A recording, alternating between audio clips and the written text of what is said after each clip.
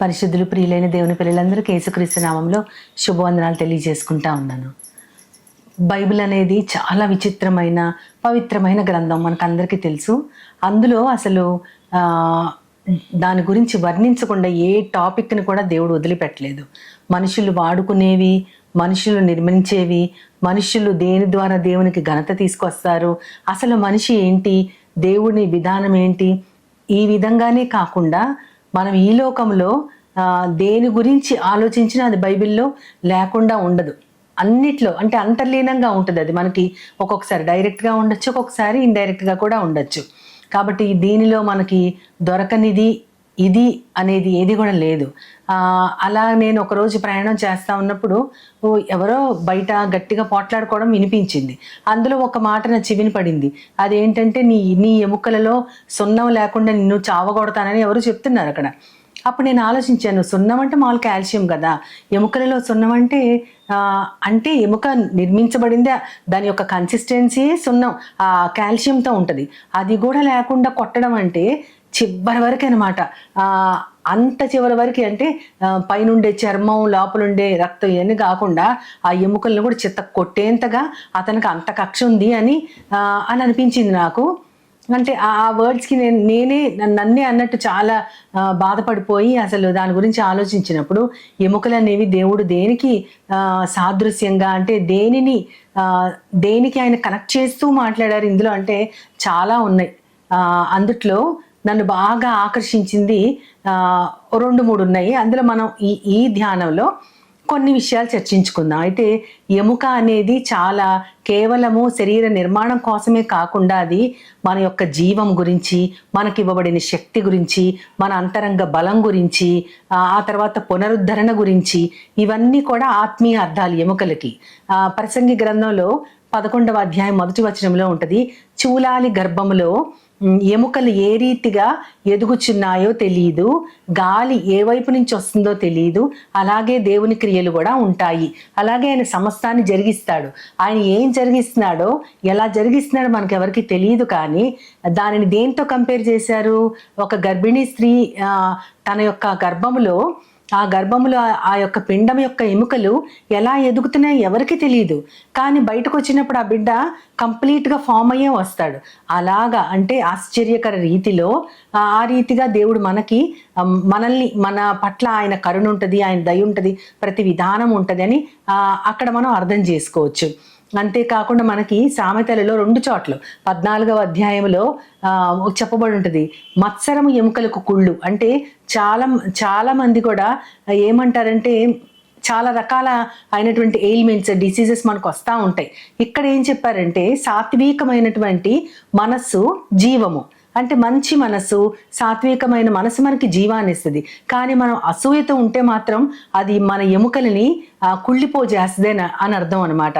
అంటే మనకు అసూయ ఎంత చేటు తెస్తుందంటే మన యొక్క రక్త మాంసాలు కాదు, లోపల ఏదైతే మనల్ని సపోర్ట్ చేస్తుందో అది కుళ్ళిపోవడానికి కూడా అసూయ ఆ ఎముకల్ని కూడా కుళ్ళింప చేస్తుందని అర్థం. అదే సామెతల గ్రంథంలో 17వ అధ్యాయంలో కూడా ఉంటుంది. అక్కడ ఎండిన ఎముక దేనికి సాదృశ్యం అని ఉంటుంది అంటే నలిగిన మనస్సు ఎముకలను ఎండిపోజేస్తుంది అని ఉంటుంది.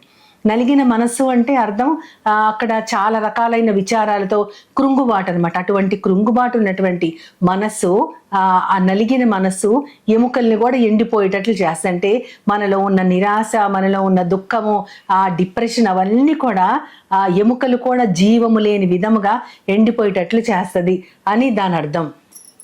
కానీ మనం చూస్తే అదే సామెతల గ్రంథంలో 3వ అధ్యాయంలో 7-8 వచనాలలో యెహోవా యందు భయభక్తులు కలిగి చెడుతనమును విసర్జించుము, అది నీ దేహమునకు ఆరోగ్యము, నీ ఎముకలకు పుష్టి అని ఉంటుంది. అంటే మన దేహానికి ఆరోగ్యం ఉండాలన్నా, పుష్టిగల ఎముకలు మనకు ఉండాలన్నా సరే, అంటే మొత్తానికి జీవము మనలో ఉండి ఆరోగ్యకరమైనటువంటి విధానములో మన జీవితం ఉండాలంటే అందులో దేవుని పట్ల భయభక్తులు కలిగి చెడుతనాన్ని కూడా వదిలిపెట్టాలి అని దాని అర్థం. అంటే దేన్నైనా సరే మనకి మత్సరం ఉంటే ఎముకలు కుళ్ళిపోతాయని, మరీ విచారం కలిగిన మనస్సు ఉంటే ఎండిపోతాయని, అదేవిధంగా పుష్టిగల ఎముకలు ఉండాలంటే దేవుని మీద భయభక్తులుండి చెడుతనం కూడా విసర్జించాలి. వీటన్నిటికీ కూడా మన దేహము దేనితో అయితే సపోర్ట్ చేయబడుతుందో, ఏదైతే మనల్ని నిలబెట్టడానికి, మనం అటు ఇటు తిరగడానికి, వీటన్నిటికీ ఏదైతే మనల్ని సపోర్ట్ చేస్తాం, మన స్కెలిటన్ దాని యొక్క స్ట్రక్చరే ఎముకలతో ఉంటుంది. ఈ ఎముకలు ఉండాలి అంటే గనక అది ఖచ్చితంగా దేవుని యందు భయభక్తులు కలిగి చెడుతనాన్ని విసర్జించాలి. అప్పుడే ఎముకలకి పుష్టి అని మనం తెలుసుకుంటాం. ఇది మామూలుగా శరీర రీతిగా మనం ఆలోచించడం మాత్రమే కాదు, దీనికి ఆధ్యాత్మికమైనటువంటి అర్థము చాలా ఉంది. అసలు ఎండిన ఎముకల్ని దేనితో మనం పోల్చొచ్చు, అదేవిధంగా విరిగిపోయిన ఎముకలు ఎప్పుడు ఆనందిస్తాయి అని కూడా బైబిల్ చెప్తా ఉంది.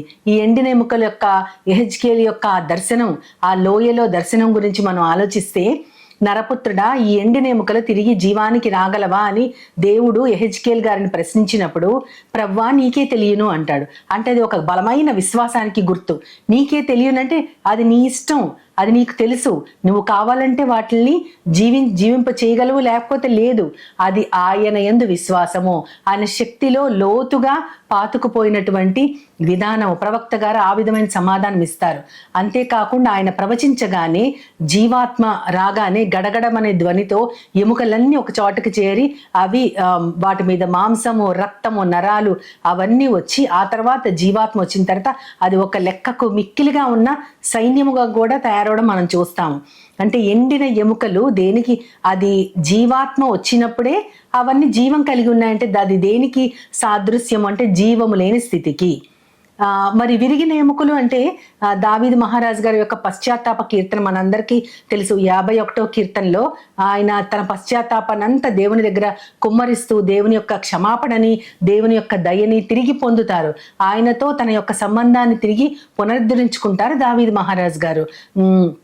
అందులో ఆయన ఏమంటారంటే, విరిగిన నా ఎముకలన్నీ కూడా ప్రహర్షించును. అంటే నీ దయతో, నీ క్షమాపణతో నా విరిగిన ఎముకలు కూడా సంతోషపడతాయి. అక్కడ విరిగిన ఎముకలు అంటే నిజంగా ఆయన ఎముకలు విరిగిపోయాయి అని కాదు, ఆయన భయంకరమైనటువంటి ఒక లేవలేని స్థితిలో, ఒక కృంగిపోయిన స్థితిలో, ఒక భయంకరమైన తప్పు చేసిన స్థితిలో, దేవునితో సంబంధం కోల్పోయిన స్థితిలో ఉండి తన యొక్క ప్రాణాత్మ దేహాలు కూడా దేవునికి దూరం అయిపోయి ఎంతగానో ఆయన బాధపడుతున్న ఆ యొక్క విధానానికి అది సాదృశ్యం. నా విరిగిపోయిన ఎముకలు తిరిగి ప్రహర్షిస్తాయి. దేనికి ప్రహర్షిస్తాయి, దేనికి సంతోషిస్తాయంటే నీ దయ, నీ క్షమాపణ, నీతో సంబంధం, ఇవన్నీ రిస్టోర్ అయితేనే నా ఎముకలు సంతోషించగలవు. అంటే ఇక్కడ ఎముకలు అనేది కేవలం మనము శరీర రీతిగా కాదు.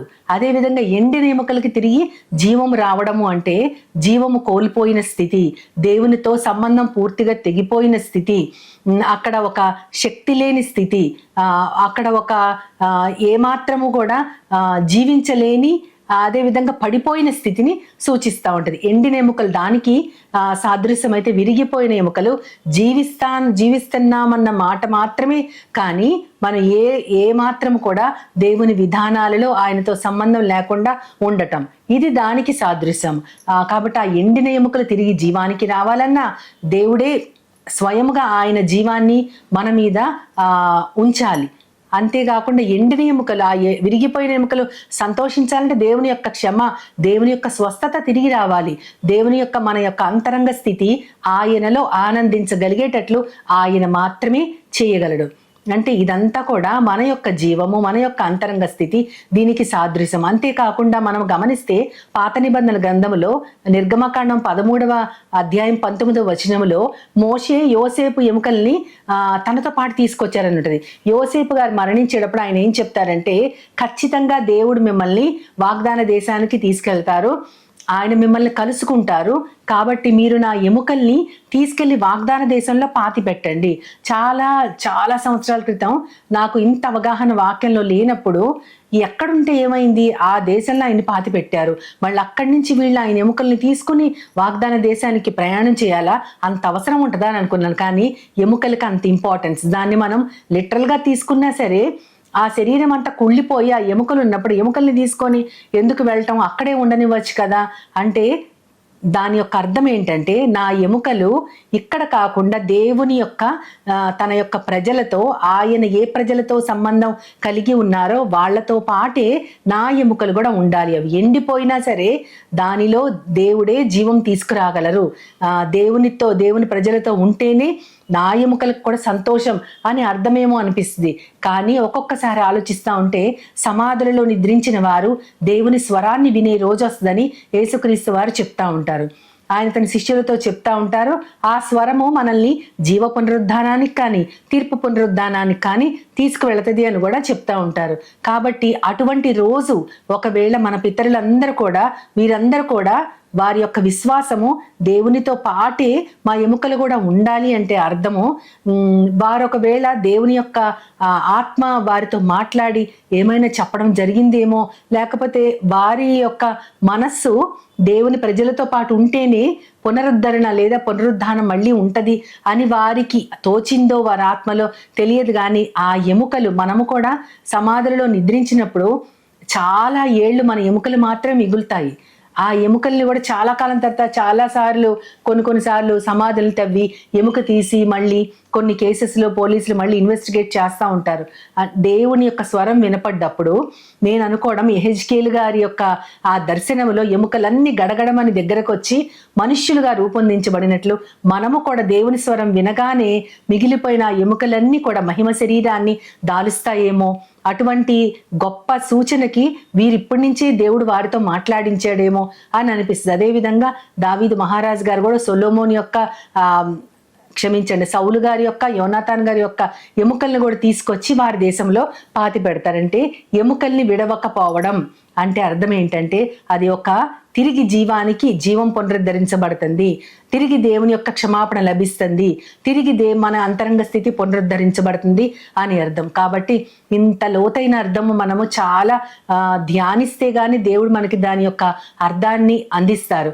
కాబట్టి అటువంటి జీవితము, అటువంటి దేవుని ప్రజలతో సంబంధం కలిగిన ఒక గొప్ప జీవితం మనకి కావాలంటే మన ఎముకలు కూడా దేవునితో ప్యారలల్గా మనం కూడా అనుసంధానించబడి జీవము పొంది ఉండాలంటే ఖచ్చితంగా మనము ప్రహర్షించే ఎముకలుగా ఉండాలి. అంతేగాని మనము విరిగిపోయిన ఎముకలుగా లేదంటే ఎండిపోయిన ఎముకలుగా ఉండటం కాదు. మన అందరి ఎముకలు కూడా దేవుని యొక్క స్వరం విన్నప్పుడు, దేవుని యొక్క సమాధాన స్థితి మనలోకి వచ్చినప్పుడు, ఎటువంటి స్థితిలో ఉన్నా సరే మనందరం కూడా దేవునిలో ఆనందించగలము అనేది మనం తెలుసుకుంటే గనక ఖచ్చితంగా ఇది మన ఆత్మీయ స్థితికి చాలా దోహదపడుతుంది. కాబట్టి మనము విరిగిపోయిన ఎండిపోయిన ఎముకల్లా కాకుండా మనం ఏ స్థితిలో ఉన్నా కూడా మన ఎముకలన్నీ కూడా ప్రహర్షించే విధములో మన ప్రాణాత్మ దేహాలు ఉండాలి, దేవునితో సమాధాన పడాలి. అటువంటి పరిస్థితి మనందరికీ కలగాలని దేవుని ప్రార్థిస్తూ ఆయన సహాయాన్ని కోరుకుందాం. ప్రేమ నమ్మకం గల నా ప్రియ పరలోకపు తండ్రి, ఎండిన ఎముకలు దేనికి సాదృశ్యమో, విరిగిపోయిన ఎముకలు దేనికి సమానమవుతాయి మేము చూసాం తండ్రి. దావీదు మహారాజు గారు చెప్పినట్లు నీ దయ, నీ క్షమాపణ మా మీదకి వచ్చినప్పుడే ఏ స్థితిలో ఉన్నవారమైనా తిరిగి జీవాన్ని పొందుతాం. విరిగిపోయిన ఎముకలు కూడా ప్రహర్షించే స్థితికి మేము చేరుకునేటట్లు మా జీవితంలో ఎక్కడెక్కడ నలిగిపోయిన స్థితి ఉందో, ఎక్కడ విరిగిపోయి ఉన్నామో, ఎక్కడ అంటు కట్టబడాల్సి ఉందో వీటన్నిటిలో మీరు దృష్టించండి ప్రభా. దృష్టించి ప్రభా మేమందరం కూడా నీలో సమాధాన స్థితి, ప్రహర్షించే స్థితిని మేమందరం పొందగలిగినట్లు మా మీద నీ దయను కుమ్మరించమని నీ ప్రియ కుమారుడు నా ప్రియ ప్రభు యేసుక్రీస్తు వారి ద్వారా కోరి ప్రార్థిస్తున్నాను పరమ తండ్రి. ఆమేన్, ఆమేన్, ఆమేన్. వందనాలు. As Jesus now, He's always near. With open arms, He's always here.